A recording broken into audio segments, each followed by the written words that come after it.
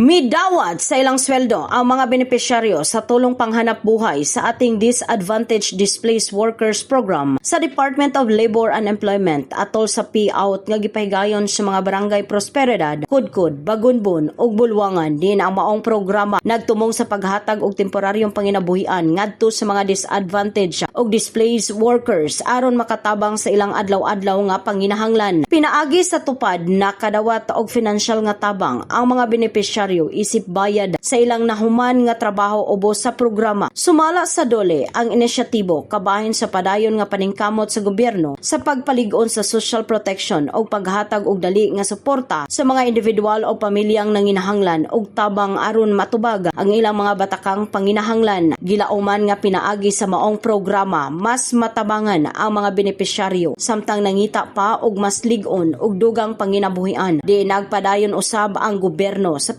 patuman og mga programa nga naghatag og oportunidad og suporta aron matukod ang mas lig-on og mas andam nga komunidad alang sa tanang katawhan. In the heart of changing lives, kini si Brigada Dixin Binihagan sa 89.3 Brigada News FM San Carlos, the Musica News Authority.